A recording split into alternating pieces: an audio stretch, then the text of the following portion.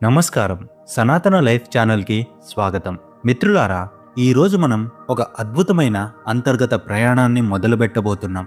ఈ ప్రయాణం మన ఆకాశంలో మెరిసే సూర్యుడి గురించి మాత్రమే కాదు, మన శరీరంలోని ప్రతి కణంలో దాగి ఉన్న అఖండమైన శక్తి గురించి.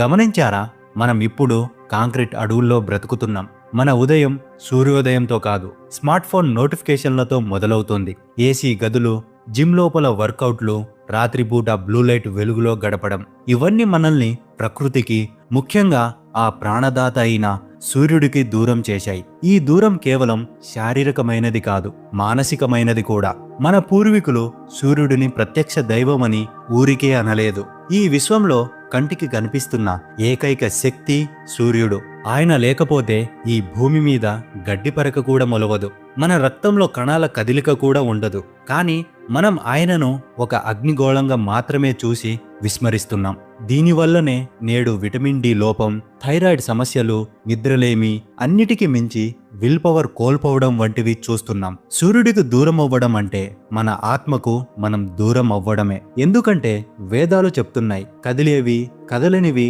అన్నిటికీ సూర్యుడే ఆత్మ. ఈ నిర్లక్ష్యం మనల్ని లోపల నుండి ఖాళీ చేస్తోంది. మనకు తెలియకుండానే మనం ఒక రకమైన మానసిక చీకటిలో మగ్గిపోతున్నాం. ఈ చీకటిని చీల్చడానికి, మన లోపల ఉన్న సూర్యుడిని నిద్రలేపడానికి మన దగ్గర ఉన్న ఒక అద్భుతమైన ఆయుధం ఆదిత్య హృదయం. రామరావణ యుద్ధం క్లైమాక్స్కు చేరుకుంది. రావణుడి అహంకారం ఒకవైపు, రాముడి ధర్మం మరోవైపు. సాక్షాత్తు శ్రీరామచంద్రుడు కూడా ఆ క్షణంలో అలసిపోయాడు. రావణుడి మాయలు, ఆ యుద్ధ బీభత్సం చూసి రాముడి మనసులో ఒక క్షణం చింత కలిగింది. అప్పుడే అగస్త్య మహాముని అక్కడ ప్రత్యక్షమై రాముడికి ఈ ఆదిత్య హృదయం ఉపదేశించారు. ఇందులో ఉన్న ప్రతి శ్లోకం ఒక అణుబాంబు లాంటి శక్తిని కలిగి ఉంటుంది. ఇప్పుడు ఆ కీలక శ్లోకాలను, వాటి లోతైన అర్థాలను చూద్దాం. సర్వమంగళ మాంగళ్యం, సర్వపాప ప్రణాశనం, చింతాశోక ప్రశమనం, ఆయుర్వర్ధనముత్తమం.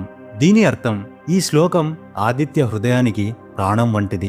సూర్యుడు అన్ని శుభాలను ఇచ్చేవాడు, అన్ని పాపాలను హరించేవాడు. ముఖ్యంగా ఈ రోజుల్లో యువత ఎదుర్కొంటున్న యాంగ్జైటీ, డిప్రెషన్ వంటి మానసిక సమస్యలను ఇది పూర్తిగా తగ్గిస్తుంది. ఇది కేవలం మనస్సునే కాదు, మన ఆయుష్ను కూడా పెంచుతుంది. అంటే మీ మెంటల్ హెల్త్ బాగుంటే ఫిజికల్ హెల్త్ ఆటోమేటిక్గా మెరుగుపడుతుందని అగస్త్యుడు రాముడికి ఇక్కడే క్లారిటీ ఇచ్చారు. సర్వదేవాత్మక హేష తేజస్వి రశ్మి భావన ఏషా దేవాసుర గణాన్ లోకాన్ పాతి గభస్తివిహ. దీని అర్థం, సూర్యుడు అంటే కేవలం ఒక నక్షత్రం కాదు, ఆయనలో సర్వదేవతల శక్తి దాగి ఉంది. ఆయన తన తేజస్సుతో, కిరణాలతో ఈ లోకాన్ని రక్షిస్తున్నాడు. దేవతలను,